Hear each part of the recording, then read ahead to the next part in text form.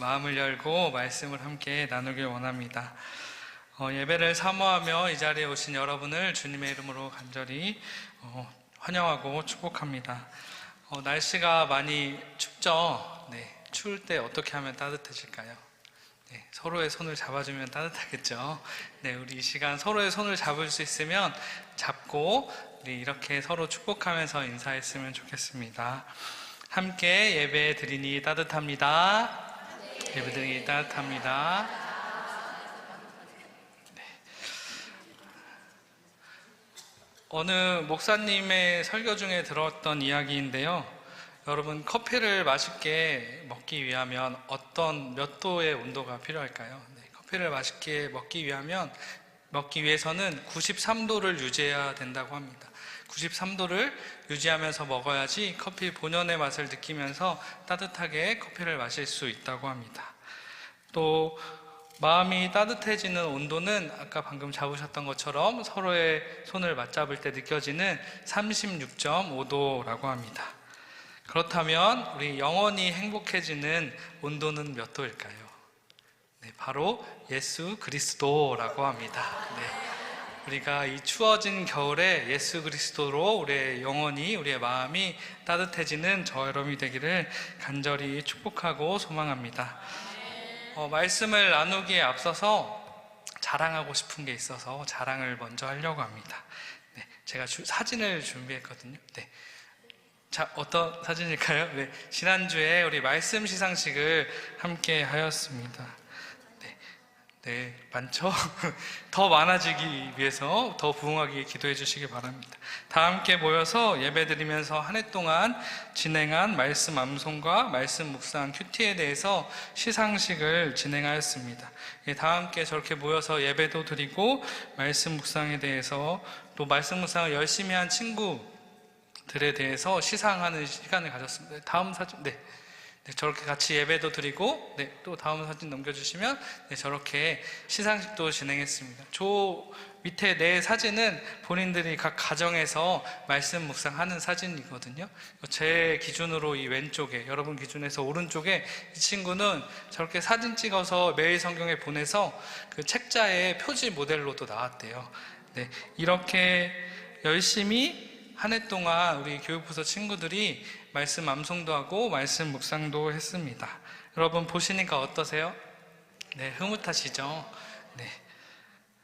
그런데 더 흐뭇하고 더 놀란 거는 1월부터 10월까지 한 번도 빠지지 않고 한 친구가 무려 7명이나 됩니다. 유치부에서는 2명, 그리고 꿈예마을에서 5명. 더 놀라운 건 담임 목사님 딸도 그 중에 있습니다.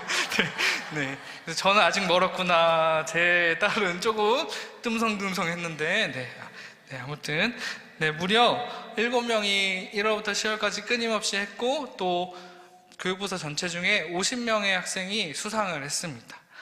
네. 네, 감사합니다. 네. 자, 지금 각자 집에 있겠지만 이 함성이, 이 박수가 들리리라 믿습니다. 네, 말씀 묵상을 위해서 참으로 가정에서 그리고 교회에서 선생님들이 힘써서 노력해 주셨습니다.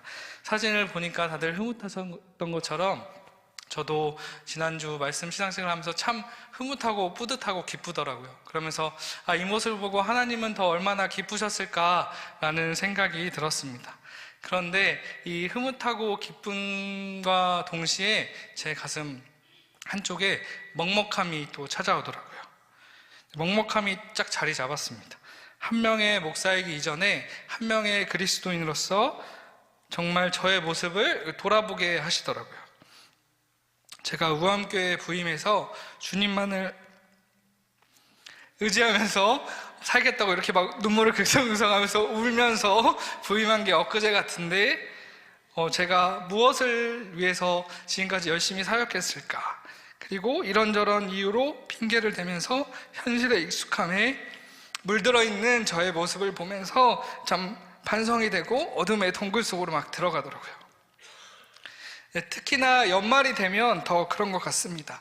다른 분들은 모르겠지만 알게 모르게 무언가를 보여줘야겠다라는 부담감이 저에게 있었던 것 같습니다. 감기 걸려서 그런 거예요. 네, 울어서 그런 거 아닙니다. 울먹여서 그런 거 아닙니다. 네, 감기 걸려가지고. 네. 뭐 제가 이랬다 막 하소연하려고 말씀드리는 건 아니고요. 교육부서를 맡아서 사역을 하면서 막 부족했던 점이 많이 보이더라고요. 제가 아니더라도 더 능력 있고 훌륭한 분이 교육부서와 청년부를 맡아서 사역했더라면 얼마나 좋았을까, 더 성장할 수 있었을 텐데 라는 아쉬움이 들고 서운함이 들어서 나는 왜 이 자리에 있지? 라는 생각이 들더라고요. 그런데 그런 생각에 우리가 사로잡히면 안 되잖아요. 그리고 담임 목사님이 설교 중에도 말씀하셨듯이 목회자는 어쨌든 말씀 앞에 서는 자이기 때문에 기도하고 말씀을 묵상하다가 설교를 준비하다가 오늘 본문 말씀을 주셨습니다. 4장 20절 말씀입니다. 내 아들아 내 말에 주의하며 내가 말하는 것에 내 귀를 기울이라. 그것을 내 눈에서 떠나게 하지 말며 내 마음속에 지키라. 그것은 얻는 자에게 생명이 되며 그의 온 육체의 건강이 됨이라. 모든 지킬 만한 것 중에 더욱 내 마음을 지키라. 생명의 근원이 이에 선함이라. 제가 막 무기력해지고 잘했나? 잘 교육부서 사역했나? 라는 그런 어둠의 동굴 속으로 들어갈 때 이 말씀을 주시면서 동철아, 너의 생각대로 하지 말고 나의 말을 귀 기울여라. 내가 하는 것에 귀 기울이고 나와 함께 가자 라는 말씀을 주셨습니다. 왜 다시 처음 부임 설교하는 것 같죠? 네, 그런 말씀을 주시더라고요. 그만 울어야 되는데. 네, 그런 말씀을 주시면서 그 말씀을 함께 나누고자 합니다. 여러분도 연말이 되면 그리고 문득 이런 생각을 주실 것 같아요. 각자의 방식으로 한 해를 열심히 사셨지만 가끔 불현듯 마음의 소리가 이렇게 들리지 않는지 모르겠습니다. 내가 지금 잘 신앙생활 하고 있나? 내가 주의 몸된 교회를 잘 섬기고 있나? 내가 이 사역을 내년에는 놓고 싶다라는 그런 마음이 불현듯 들 때가 있을 것입니다. 그럴 때일수록 우리가 힘써야 하는 것은 그 무엇보다 지켜야 하는 것은 마음입니다. 마음.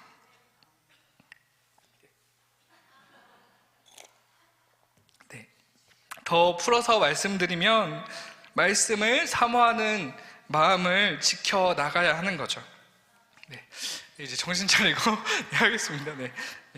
한 체로키 인디언 노인이 손자에게 삶에 대해서 가르쳤다고 합니다. 그러면서 이렇게 이야기를 시작했다고 합니다. 마음속에는 늘 싸움이 일어난단다 라고 이야기를 하면서 이어서 그의 손자에게 이렇게 말했다고 합니다. 너무 끔찍한 싸움이어서 마치 두 늑대가 싸우는 것 같다라고 이야기를 하면서 하나는 악마 같은 놈인데 분노, 질투, 슬픔, 후회, 탐욕, 교만, 분개, 자기연민, 죄의식, 열등감, 거짓 허영, 잘난 체, 거짓 자아를 나타낸단다. 또한 다른 늑대는 선한 늑대이기에 기쁨, 평화, 사랑, 희망, 친절, 선의, 고요함, 겸손함, 동정심, 관대함, 진실, 연밀, 신뢰를 나타낸단다. 이 같은 싸움이 내 안에서도 있고 모든 사람들의 마음에서도 일어난단다 라고 손자에게 이야기해 줬다고 합니다. 그러자 이 손자가 잠시 생각을 하다가 이렇게 할아버지한테 물었대요. 그럼 어떤 늑대가 이기나요? 라고 물었다고 합니다. 그러자 이 노인은 손쉽게 이렇게 대답했다고 합니다. 너가 먹이를 주는 놈이 이긴단다 라고 이야기를 했답니다. 우리 안에는 늘 여러 가지 마음이 있습니다. 그렇지만 우리가 어떤 마음을 붙들고 사느냐에 따라서 내 삶의 모습과 결과가 달라집니다. 간절히 바라기는 우리 모두가 주님이 주시는 그 선한 마음을 붙들고 키워나가는 복된 믿음의 사람들이 되기를 간절히 주님의 이름으로 축원합니다. 오늘 본문은 우리가 그 무엇보다도 지켜야 할 것이 마음이라고 지혜자를 통해서 알려줍니다. 여러분은 무엇을 지키며 살아가시나요? 또한 올 한 해를 돌아보면서 무엇을 지키기 위해 사셨나요? 우리가 세상을 살아가다 보면 정말 지켜야 할 것들이 너무나 많습니다.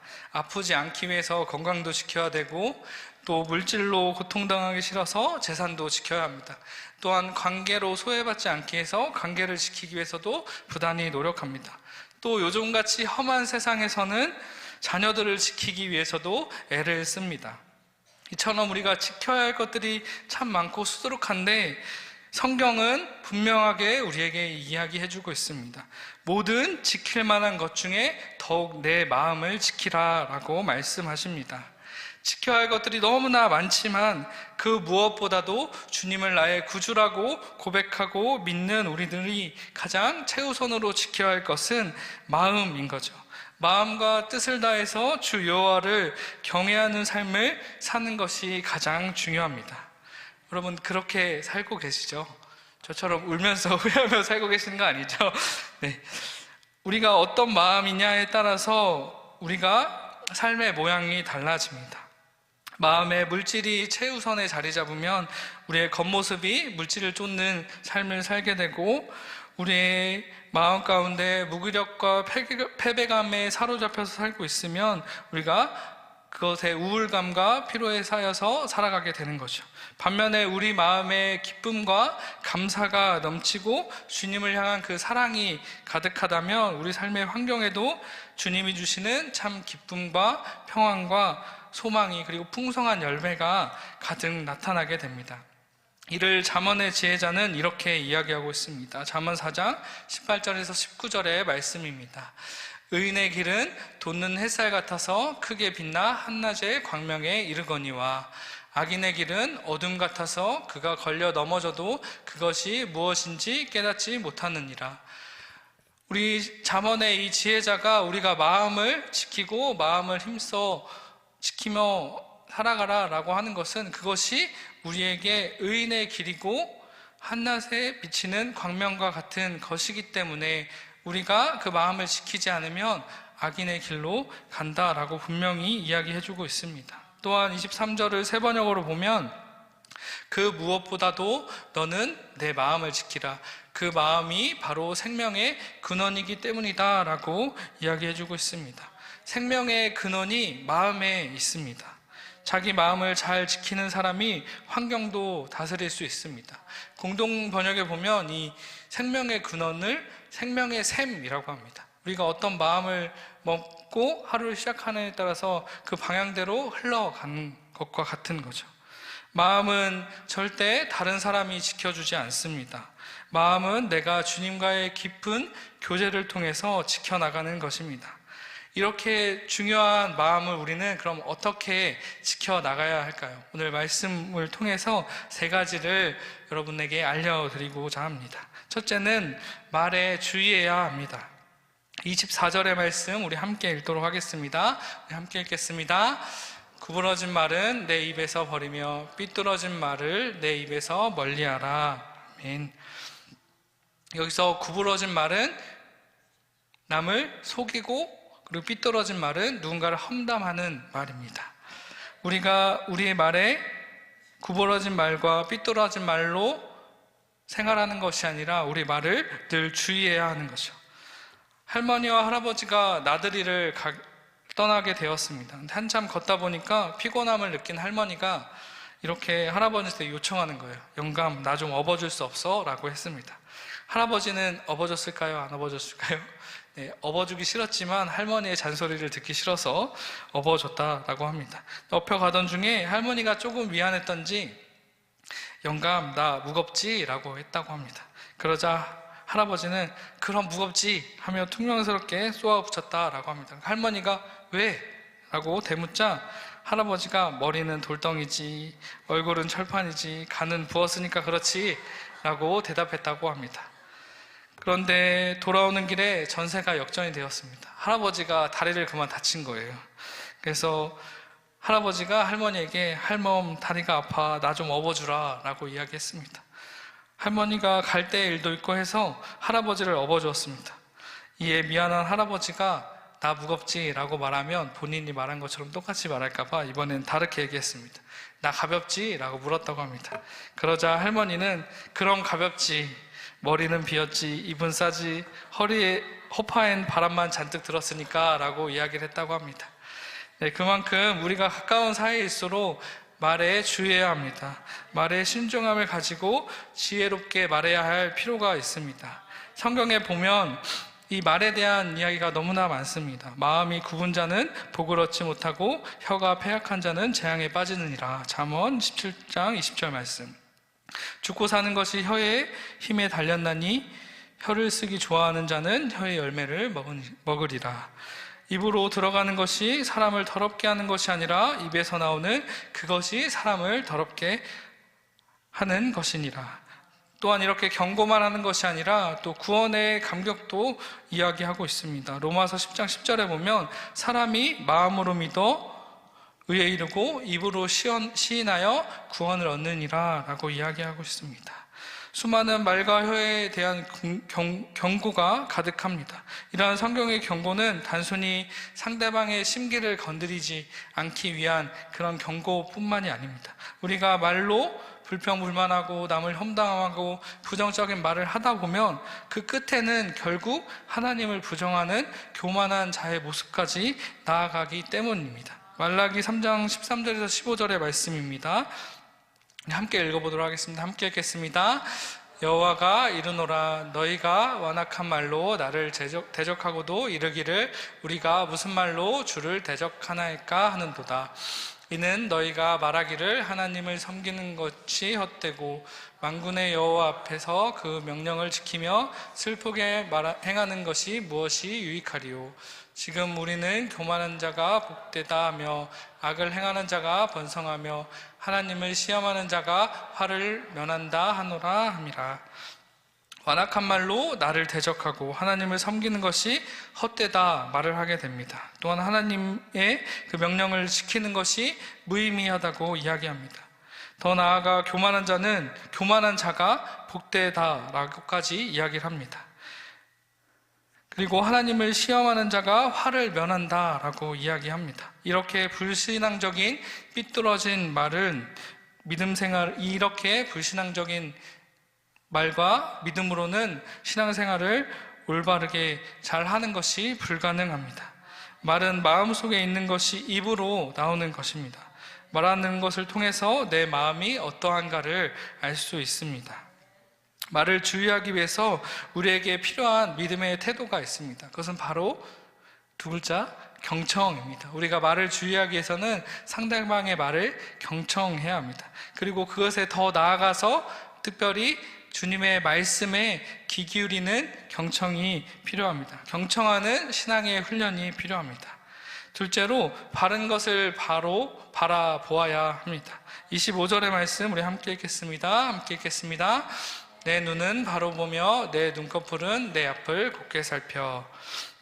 눈은 성경에서 많이 언급되는 단어입니다. 이 눈을 의미하는 히브리어 단어는 아인입니다. 보통 신체의 어느 한 부위를 나타내는 신체 기관의 의미를 가지고 있지만 이 단어는 종종 사람의 성격의 특징을 나타내기도 합니다. 그래서 고대 이스라엘에서는 눈이 사람의 진정한 성격을 나타내는 상징으로 여겼습니다. 그래서 우리가 믿음의 눈을 들자, 이 믿음의 눈이 닫힌 사람이라 이렇게 눈으로 이렇게 사람의 성격을 그리고 신앙의 모습을 표현하잖아요. 사람은 보는 것이 정말 중요합니다. 자녀를 키워보셔서 아셨겠지만 자녀들은 부모님의 모습을, 부모의 모습을 그대로 모방합니다. 그렇다면 성도인 우리는 하나님을 바라보고 하나님만 바라보면서 하나님을 닮아가야 하는 것입니다. 믿음의 주여 온전케 하시는 예수님만 바라보아야 하는 것입니다. 하나님 외에 다른 것을 보고 끌려가는 그 믿음에서 떠나야 하는 것이죠. 베드로후서 2장 8절에 보면 그러한 모습을 잘 나타내고 있습니다. 그 의인은 그들 가운데서 살면서 보고 듣고 그들의 불의한 행실 때문에 날마다 그의 의로운 영혼의 고통을 느끼고 있던 것입니다 라고 베드로후서 2장 8절에 기록되고 있습니다. 이것은 하나님을 믿은 믿음의 사람 롯에 대해 이야기하고 있습니다. 그 롯이 소돔과 고모라로 이사를 가서 그 지역의 사람들이 행하는 그 불법과 악행을 보면서 날마다 그것을 보고 들으면서 그것이 롯의 가족들에게 영향을 미치게 된 것이죠. 그래서 롯의 아내와 두 딸도 이 소돔 사람들처럼 되고 말았다라는 거죠. 그래서 그인이 그들 가운데 살면서 보고 듣는 것을 통해서 그 의로운 영혼이 고통을 당한다라고 베드로후서는 기록하고 있는 것입니다. 우리가 날마다 보고 듣는 것이 무엇입니까? 그것이 내 마음에 많은 영향을 주고 내 삶에 큰 영향을 끼칩니다.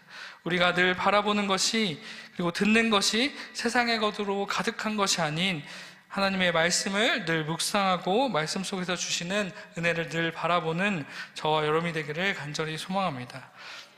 마지막으로 옳은 길을 걸어가야 합니다. 우리 26절, 27절의 말씀 우리 함께 읽도록 하겠습니다. 내 발이 행할 길을 평탄하게 하며 내 모든 길을 든든히 하라. 좌로나 우로나 치우치지 말고 내 발을 악에서 떠나게 하라. 아멘.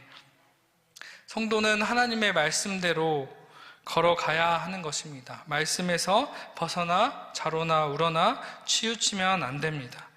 우리는 인생을 여행길이라고 많이들 표현합니다. 그 여행길을 옳은 방향으로 걸어갈 수 있게 하나님의 말씀이라는 내비게이션이 우리에게 있는데, 우리는 여전히 나의 고집에, 나의 생각에 빠져서 내 뜻이 옳다라고만 여기면서 그 내비게이션을 사용하지 않고 있는 어리석은 모습을 보일 때가 많습니다. 여러분, 이런 경우 있으실 거예요. 내비게이션에 목적지를 찍고 목적지를 갑니다. 그럼 그 내비게이션이 안내하는 그 멘트를 따라서 막 길을 가죠. 그런데 길을 가다가 갈림길이 나타납니다. 그럼 내가 평상시에 다니고 알던 길은 이쪽인데 내비게이션은 자꾸 오른쪽을 가리키는 거죠. 그래서 막 고민하는 거죠. 점점 그 갈림길이 가까우는데 내비게이션은 띵띵띵 막 소리가 나고 막 불어나고 어떡하지 하다가 결국에는 내비게이션이 알려주는 길로 가는 게 아니라 내가 알고 있는 그 길로 갑니다. 그 결과 어떻게 되죠? 유턴할 곳을 찾아서 다시금 내비게이션이 안내하는 길로 돌아오게 되는 거죠. 우리가 이 돌아올 수 있는 그 돌아옴이 있으면 좋은데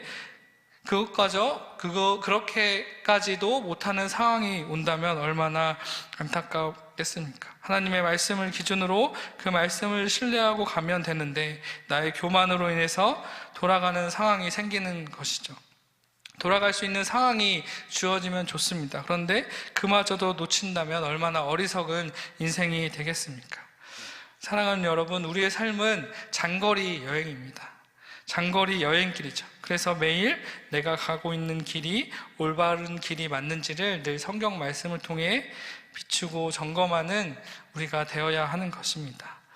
오늘 우리에게 주신 그 잠언의 말씀을 통해서 우리가 그 무엇보다 지켜야 하는 것이 마음임을 함께 나누었습니다. 그 중에서도 하나님의 마음을 닮아가기 위해서 노력해야 될 3가지를 함께 나누었습니다. 먼저는 말을 주의해야 합니다. 두 번째로는 바로 보아야 합니다. 그리고 3번째는 옳은 길을 가야 합니다. 누구를 험담하고 불평하고 불만이 가득한 말로 서로를 낮게 여기는 것이 아니라 서로를 격려하고 일으켜주는 말을 하시기를 원합니다. 그러기 위해서 상대방의 말을 경청하는 믿음의 훈련을, 특별히 하나님의 말씀에 귀 기울이는 저와 여러분이 되기를 간절히 소망합니다. 또 세상의 것에 한눈을 팔아서 하나님을 바라보지 못하고 우리의 마음속에 깊이 자리하는 그 말씀을 바라보지 못하지 않는 저와 여러분이 되기를 소망합니다. 우리가 주님의 말씀을 잘 바라봄을 통해서 우리 모두에게 주신 그 말씀이 더욱더 깊이 각인되기를 소망합니다. 그래서 우리에게 주신 그 말씀을 바로 보고 옳은 길을 향해 나아가길 소망합니다. 그래서 우리가 살아갈 때 좌로든 우로든 빗나가지 않고 악에서 내 발길을 끊어버릴 수 있는 진실한 하나님의 자녀로 매 순간 거듭날 수 있기를 간절히 소망합니다.